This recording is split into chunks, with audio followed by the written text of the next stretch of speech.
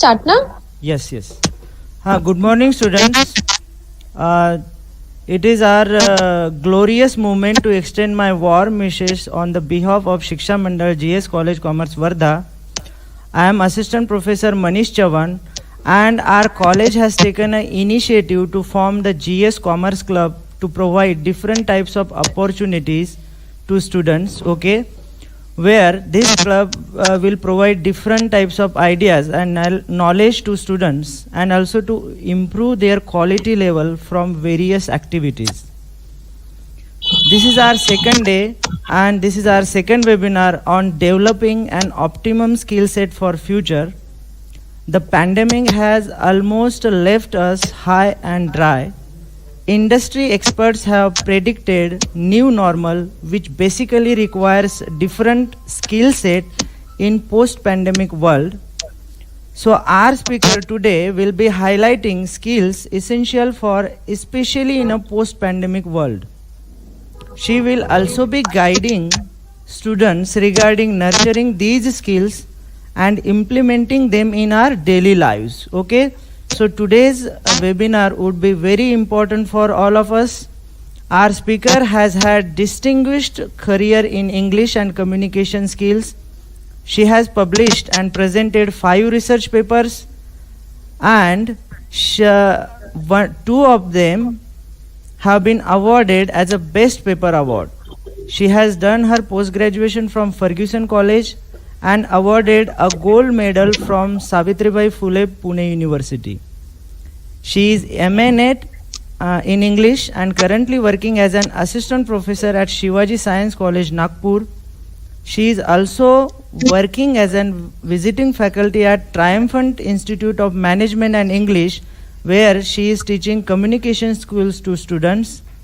She has also worked as a journalist, intern, logistic intern, content creator intern, and marketing intern as well. She has also done a research project on Mindscape to Leadscape, a psychological inquiry into selected women writers and their works. She is also working as a member of core community in Parinde Youth Foundation, which basically is NGO, and it is in Nagpur. She has also worked as a member of editorial board in Ferguson College, where she has edited different books. She has also done a book proofreading of Demonetization by Sharad Kunte. She has also worked as an election commissioner at World Social Leader Election 2009 organized by UNICEF. She has got life coaching certificate from the Academy of Modern Applied Psychology, and she has also worked for Institute of Public Policy and Politics. So as you can hear that she has a multifaceted personality. Okay, so students, I am pleased to present Miss Arunima Railu, an expert in presentation skills, a multifaceted personality. It is indeed a special privilege and pleasure to welcome you, Miss Arunima Railu, ma'am. No matter what anybody tells you, words and ideas can change the world. We don't read and write poetry because it's cute. We read and write poetry because we are members of the human race, and the human race is filled with passion. Medicine, law, business, engineering, these are noble pursuits and necessary to sustain life. But poetry, beauty, romance, love, these are what we stay alive for. To quote from Whitman, "O me, O life of the questions of these recurring, of the endless trains of the faithless, of cities filled with the foolish, what good amid these, O me, O life?" Answer, that you are here, that life exists and identity, that the powerful play goes on and you may contribute a verse. That the powerful play goes on and you may contribute a verse.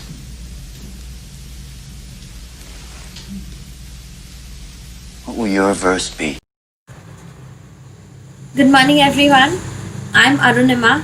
I'm an assistant professor at Shivaji Science College, Nagpur, and I'm here with you today to talk to you about this supremely interesting topic, developing an optimum skill set for future.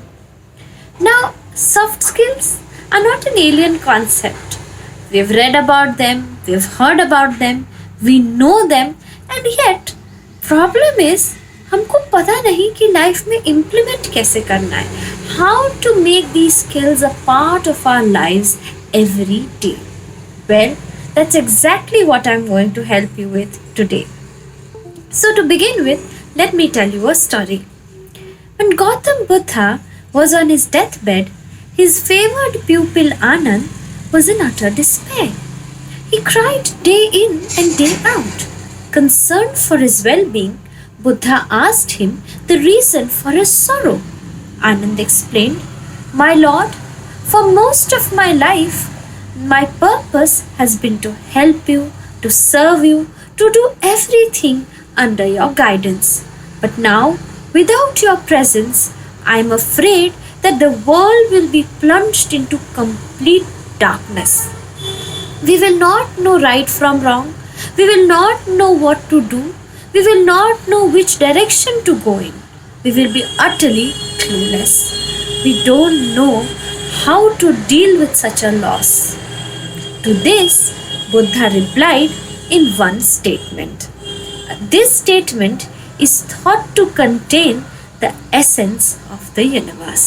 He said, "Appadipo bhava," meaning be your own light. Such a beautiful thought, really. It means to signify that we all have a light within ourselves, but more often than not, we just forget to turn it on. And today, we are going to see how soft skills become catalysts for igniting this light within, how we can shine. Maya Angelou once said, "Nothing can dim the light that shines from within." And today we shall see how we can shine finer than ever before. So, our first skill is critical thinking.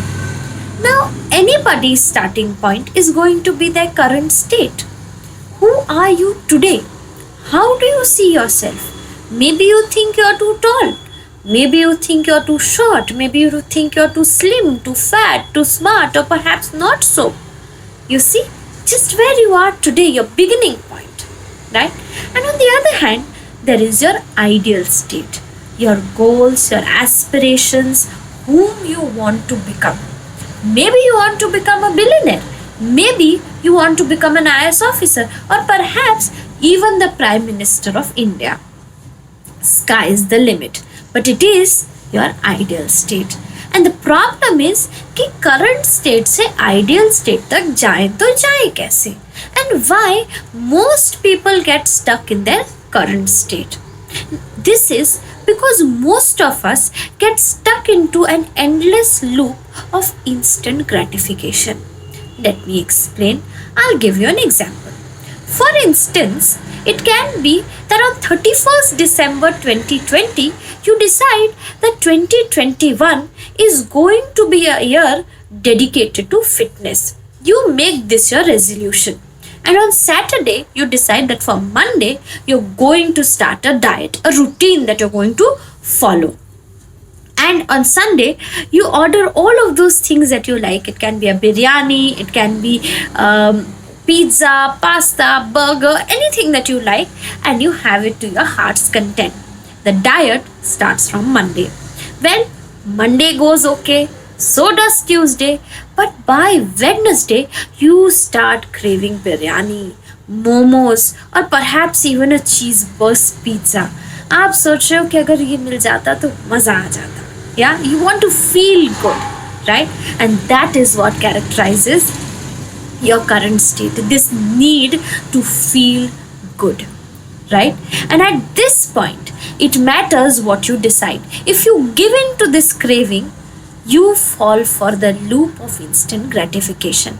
But your ideal state requires delayed gratification. When you tell yourself that if you stop and if you wait till the end of the week for another cheat meal, it will feel much better.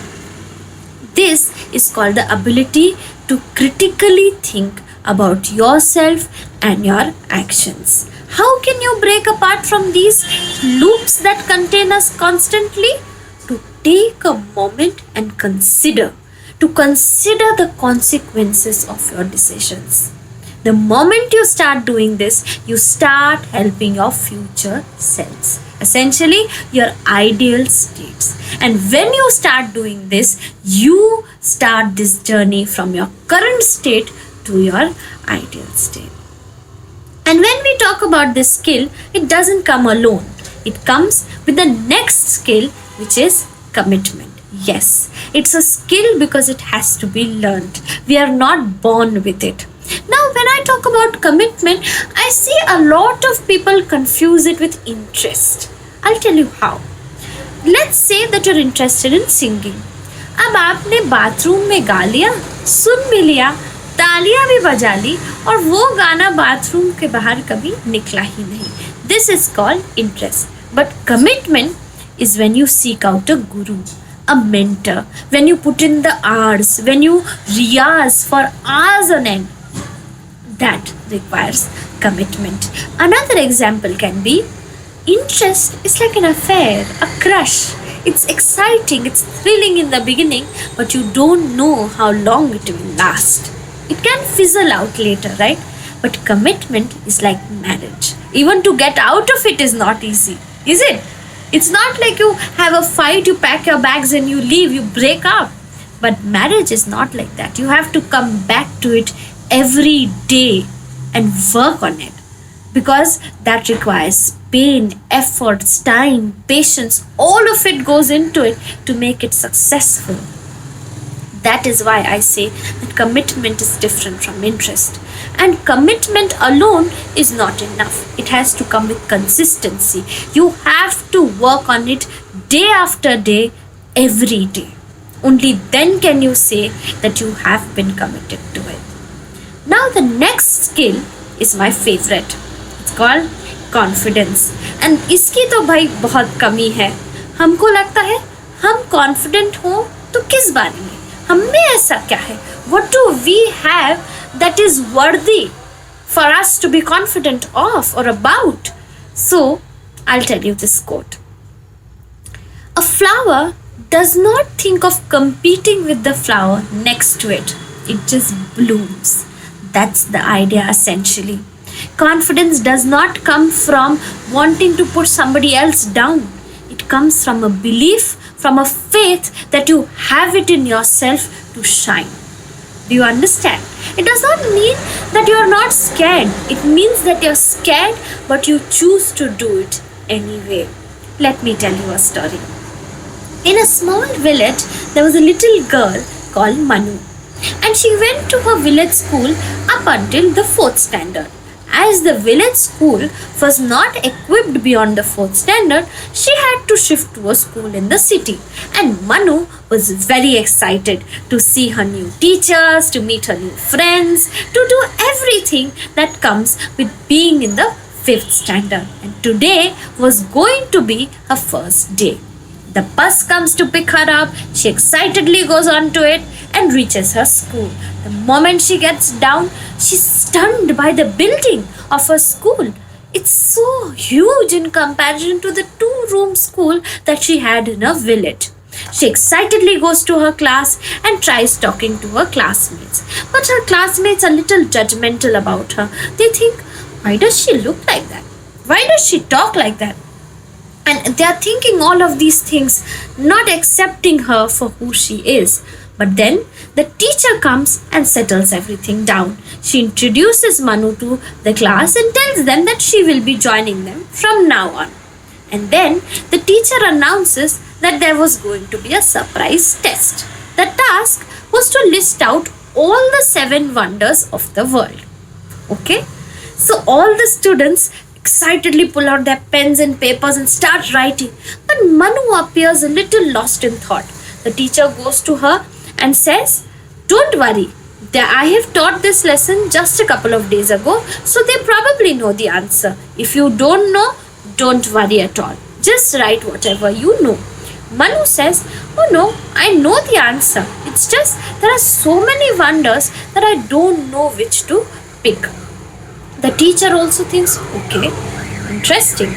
Then the test comes to an end and the students hand out their papers. The teacher starts to read out their answers.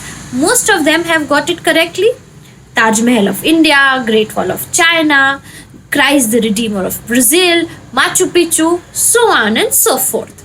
And then comes Manu's turn. She takes her paper and it says, "The 7 wonders of the world are to be able to see, to be able to hear, to be able to feel, to be able to laugh, to love, and to think."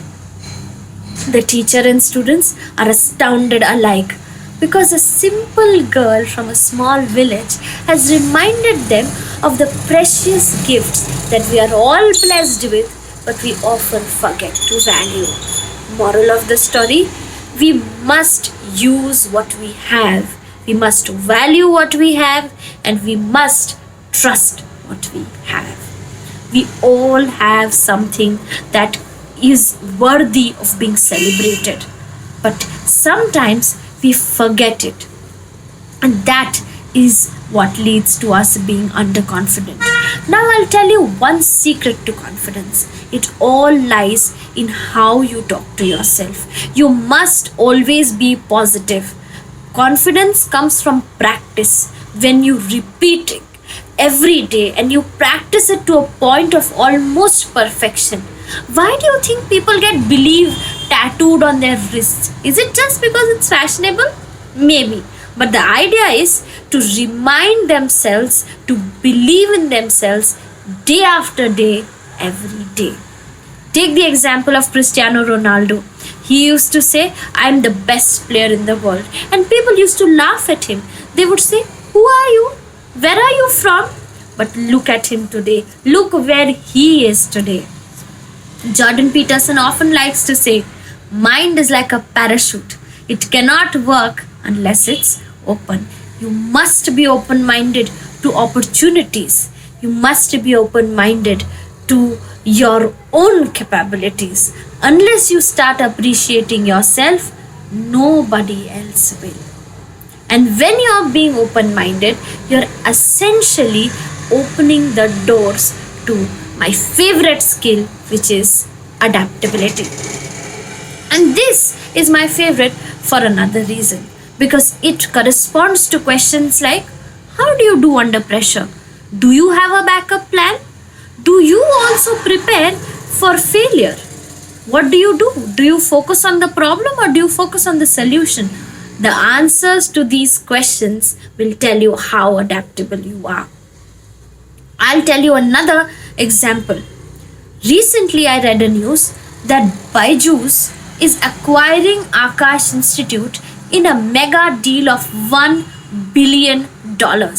Now, Byju's is an exclusively online learning platform, whereas Akash Institute follows an exclusively offline model. Byju's was founded in 2011. It's merely 10 years old, but Akash has been around for over 30 years. What does that tell you? Look at us now. We are in a post-pandemic world where we are having this webinar online. If somebody would have told us a couple of years ago that the entire education system would have to shift online because of a virus, would we have believed it? Probably not. But that's what time is like. It's unpredictable and it keeps flowing. If you want to cope up, you have to be adaptable. You have to be open to change. This is also something Natalie Freto, who is a vice president of Silicon Valley Bank, talks about in one of her famous talks. She mentions this man called Destin Sandlin, who programmed his bicycle to go left when he turned right and vice versa. He called it his backwards brain bike. It took him about 8 months to learn to ride the bike somewhat normally. What does that tell you? It tells you that human beings have the capability of unlearning anything and everything. We can train ourselves to know and learn something different from what has been conventionally taught. This opens up a million doors for us. Adaptability is known to breed opportunities. The more you are open to change with the changing times, the more successful you will be. When you are open to such changes, essentially you are saying that you take responsibility of whatever is going to happen. And responsibility is my number one top soft skill. Why is it my top skill? Because responsibility breeds empowerment. If you are responsible, you are empowered. There is this, study that found that kids with pets do much better than kids without them. Why do you think that is? Partly because of responsibility. You become responsible for another being aside from yourself. You cannot love a pet today and reject it tomorrow. That's not how it works. You have to love it every day, you have to take care of it every day, and you have to give it what it needs to survive happily every day. That is why you become in a position of power. Take another example. Why is it that our society appreciates entrepreneurs so much? Is it just because of their creativity?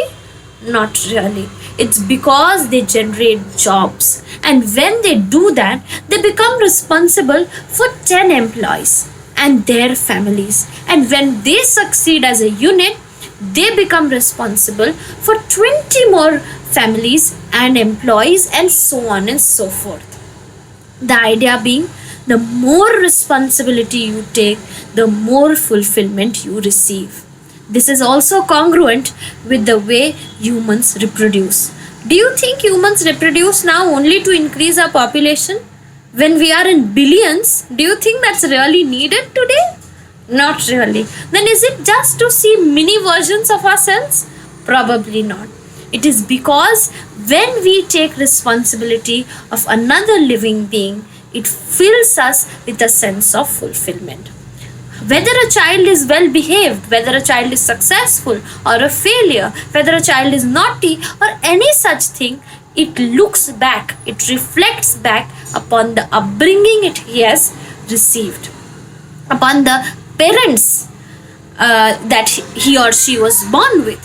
So you realize that whatever happens to the kid, some or the other way goes back to the parents. So when a child does well, the parent also experiences this joy of having done well in their lives. This all comes back to responsibility, believe it or not. There's another thing that I'll tell you. In our lives, especially in our Indian society, we have this diffusion of responsibility. Our mother feeds us, our parents or our parent pay our bills, they pay our fees, and the only thing that we do is appear for exams. Do you think that's being responsible? Anybody can mug up and write things and pass exams. Then what are we responsible for? Most of the people in our society often do what they were told to. Their careers have been picked up by somebody else. Their partner is picked up by somebody else. They marry whom they are told to. They live where they are told to. They die where they are told to. And don't even realize that all their life they were not able to make any kind of meaningful choices or decisions. Now, why this is problematic is because in the end, this triggers a sense of uselessness. A person starts feeling that maybe they are not contributing constructively to their own lives or their community. Why? Because we are so comfortable being passive passive members of our own lives. We want somebody else to do this for us. We don't want to be there in the charge. We don't want to be the leader of our own lives. We want to be led, unendingly, and that causes a problem. Which problem, you might ask? Well, of mental health issues. According to a survey by WHO, 1 in every 4 people claim to have suffered some or the other kind of mental health issue in the span of their life. Can you see how grave and how rapidly common it's becoming? It's not surprising then that most people claim to feel this sense of meaninglessness setting into their lives. They don't feel that there's some purpose to their lives. Now, incongruent to this, according to a global study by Forbes, it was found that it is not salary or a promotion or any such thing that drives a person to work harder. You'll be surprised to know what it is. It is actually recognition. Being told that your work is being appreciated, being acknowledged, is what drives people. And if you come to think of it, validation, recognition is what is the basis of most social networking sites. Why do you think we are bothered about likes and follows and shares and subscription? Because we want other people to tell us that you matter. You must exist. Your life is meaningful because you're adding meaning to our lives. This becomes the case. And then we become sad and depressed when we don't get what we want. Do you see how this becomes a vicious cycle? When you get stuck in the loop and you start thinking that you matter only when others tell you that you matter. That is why taking responsibility of your own self, of your own happiness, becomes so empowering. There is this famous quote from this movie Batman: with great power comes great responsibility. Does it not also mean that with great responsibility comes great power? Well, power over what, you might ask? Over yourselves.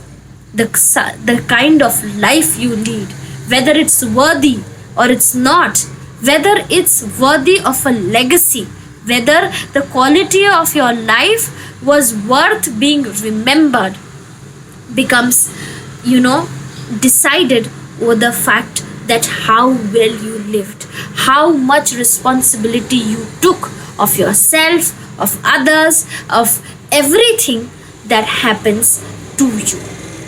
Do you see what I'm saying?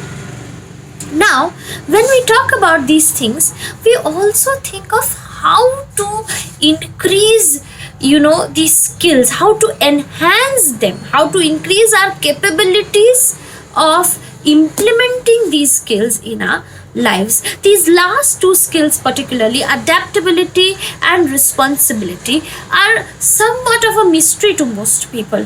I'll tell you. When it comes to adaptability, the questions are really simple. You have to take really simple steps that have rather large consequences. I'll tell you the secret to being adaptable. It is to not get too comfortable in your comfort zone. Sounds a little weird, isn't it? Because we base everything about ourselves in our comfort zone. This is where I am. This is the one thing that I can do nicely, and I'm going to stick to it. This is what we believe in. There was a time in history when we used to look down upon people who are, jack of all and master of none. That was supposed to be a derogatory sort of a statement. There's sort of a derogatory, phrase used for people. But today, we want people who are jack of all and master of some. Increasingly, we see that more importance is being put up on being all-rounders. You must know a lot of things to be able to be a well-rounded person. Why is that? Because people have realized that you cannot stick to one thing and succeed for too long. You cannot grow like that. To be able to grow, You must keep your options open. You must be open to opportunities. So, what should you do to develop an attitude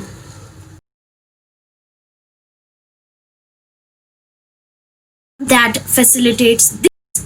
Well, you must challenge yourself. You must push yourself to do things that make you uncomfortable. Are you uncomfortable while public, conversations? Are you scared of public speaking? Are you scared of perhaps performing in front of a crowd?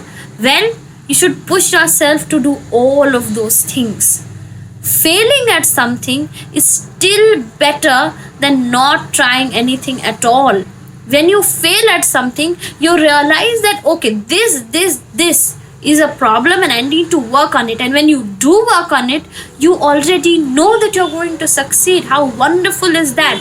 But until and unless you begin, how will you know what you're supposed to do? How will you know what you need to work on?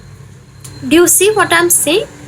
Don't fall too in love with your wins and keep actively looking for anything that can kill you next. This is another quote by Natalie Freto, and how I agree with her. It's true. Unless and until you proactively seek opportunities, proactively seek challenges, nobody is going to come and spoon feed it to you. It's really not possible. We have to help ourselves. We have to check, oh, I'm slightly interested in graphic design. Why not try that? Why not try dancing or anything else that helps me grow as a rounded individual? Do you see? And at the same time, when we talk about responsibility, make informed decisions. 50% people don't even know what they're good at, and this is not something that I'm saying just out of air. This has been the result of a survey conducted by Glassdoor. Most people live their lives without knowing what they could be good at. They have some sort of a hint, but since they don't pursue it, they're not able to gauge how well they could have performed in a certain field. Don't let that happen to you. Try as many things as you can and take responsibility of it. Now, due to technical difficulty, I'm not able to show you some videos I wanted to, but let me describe that. I'm sure at least some of you like movies, like watching movies, and there is this popular movie called Jab We Met, and there is this scene where Shahid Kapoor and Kareena Kapoor Khan is on the terrace and they are hiding from Kareena Kapoor's family, and they are talking about how these things will turn out. And there's this really famous dialogue by Kareena Kapoor. She says, आगे क्या होने वाला है ये किसी को पता तो है नहीं, ऐसे में मैं वही करती हूँ जो मेरा दिल चाहता है, ताकि मैं किसी को ब्लेम ना करूँ कि जी तुम्हारे वजह से मेरी लाइफ खराब हो गई. मेरी लाइफ जैसे भी होगी मुझे पता होगा कि मेरे वजह से ऐसी है, so I'll be happy. And this is what she says. What do you think it represents?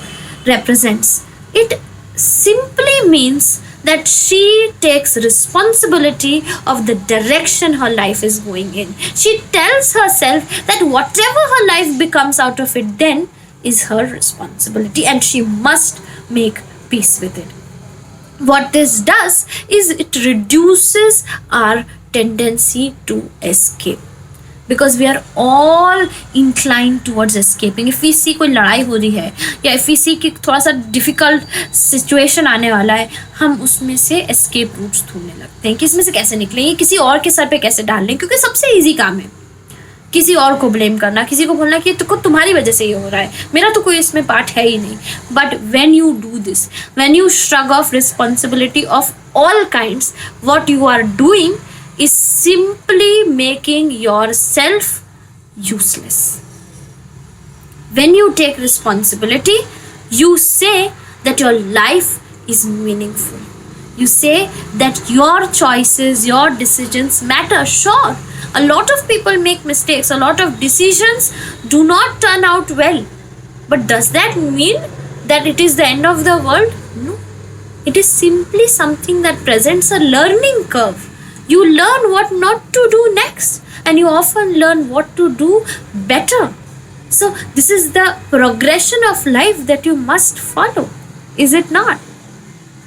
I'm sure that you will find a lot of such instances where you have this opportunity of being the person who takes the charge, who takes the blame, and that will make you feel so much fulfilled. You will see that आज कुछ meaningful हुआ, आज मैंने इस चीज का पूरा charge अपने हाथों में लिया, and I did it successfully with some minor faults. That's okay, that's how life works. Perfection doesn't exist, so you don't have to chase it, right? Okay, now that we have talked about the top 5 skills, they are critical thinking, commitment, again commitment with consistency, confidence, adaptability, and responsibility. These 5 things together have the potential of making you a well-rounded person in a post-pandemic world. Because in a post-pandemic world where everything is online, where everything has become individualistic, if it's a choice between your life and my life, I'm bound to think that it's going to be my life, because we're all scared, is it not? ऐसी situation में being competent in your own right, knowing what you should do, knowing which direction you should go in, becomes an asset. And these are the skills you can use to implement tangible changes in your life. Now, as I said in the beginning, that nothing can dim the light that shines from within. These skills help you ignite that light. These skills will help you progress in your life in a meaningful manner. I also said that I will give you simple things that you can do to make tangible changes, things that you can observe for yourself in a real way. And I think attitudes come from habits. Whatever you are thinking comes from how you are acting on a daily basis. And this is why I'm going to give you habits that you can adopt in a routine manner, and that will help you greatly in whatever you want to do. My number 1 habit is meditation. Now, I've seen posts and articles where a lot of people say that meditation is an open-ended thing. For some people, dancing can be meditation. For some people, singing can be meditation, because that sends them into a trance-like state where they are at complete peace. I accept it, really. Find your own form of meditation. If nothing else works, find a peaceful corner, sit there and simply breathe in and breathe out, and keep doing it till your mind feels like a slightly better place. There are so many forms of meditation. You can do guided meditation. There are videos, free videos available on YouTube by Deepak Chopra, and a lot of different people who do these things. You just have to search guided meditation in the search bar on YouTube, and you will find so many videos that can help you. If that doesn't work, if you think instrumental music is all that you need to be able to meditate, go for it. There are apps that will help you do that. There's this app called Calm, Mindful. Most of these apps are free, and you can use them to see whatever works for you. So this is my number 1 habit. Now, number 2 is to move every day. I did not say exercise, because that becomes very specific. I am saying move every day, because a lot of us are stuck on our tables and chairs with the laptop, with the computer, focusing on it day in and day out, and we forget to get up and move. And that is why we must make it a point कि उठ के बस घर का भी चक्कर लगाने तो चलेगा. Just move around. थोड़ा सीनरी चेंज करिए. It will change the way you look at the world. थोड़ा पर्सपेक्टिव आपका चेंज होता है, and you feel better. physical movement will train your brain to want metaphysical and mental movement. Your mind will progress. That is why you must move. Just find anything that helps you and do it. Number 3 is to be grateful. Before you sleep every day, list out at least a couple of things that happen in that day that you were grateful for. It can be a good meal that your mom cooked, or it can be anything. Your friend helped you, a situation panned out better than you had hoped, just something. I am convinced that we cannot say that in the entire day nothing happened that we could be grateful for. It's really not possible. Something or the other always exists that makes us feel grateful. So do this gratitude exercise, and you just have to Google the power of gratitude, and you will find a million resources that will tell you that it does wonders. The moment you start counting your blessings, as we talked earlier, when we start being thankful for the blessings that we have, the precious gifts that we have, we instantly become confident about our skills and our potential. Right? Now, number 4. I think we did 3. Yeah? Number 4 is to pick up an activity or a hobby of your own choice. It can be reading, it can be writing, it can be journaling, it can be anything. And for those of you who don't like to read, I've seen a lot of people who feel that bore हो जाते हैं, बहुत ज़्यादा लंबा book हो तो they are not able to focus, they get these flashes where they start daydreaming. If that happens to you, audio books are available everywhere now. You will find the greatest books of all time being converted into free audiobooks on YouTube itself. Then there is Amazon Audible. There is this new platform called Storytel where you can find audiobooks as well. So do what works for you. But if you don't read, if you don't open your mind to these books that are there to guide you, you will always feel a little lost. And if you don't want that, expand your horizons. You have to do things that challenge you in some or the other way, as I said before. And I'm saying one hobby because I want you to stick to it. 4-5 चीजें हो तो we start making excuses कि अरे इतना time कहाँ से मिलेगा. एक चीज पकड़िए और रोज करिए. Do it and keep coming back to it. ऐसा नहीं कि अरे हमने अभी छोड़ दिया तो अब 1st February तक रुकना पड़ेगा. No, you can stop and start again and again anytime.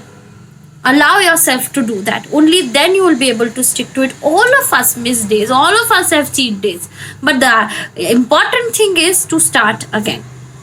And the last one is my favorite, really, because it is visualizing your goals on a sheet of paper. You write it down, narrow it down. If you, for example, I said that maybe you want to become a billionaire, तो तुमको कितना rich होना है? If you want to be rich, how rich do you want to be? Do you want to be slightly rich, slightly richer than how much you are today? Or do you want to be Ambani rich? Or do you want to go at Elon Musk's level? How rich is it? Specify it, narrow it down, write it down on a sheet of paper and stick it on a wall in front of you and see it every day. Remind yourself that this is what I'm working for, this is something that drives me, and this is what I'm going to be. Tell yourself that every day and see the change that comes into you.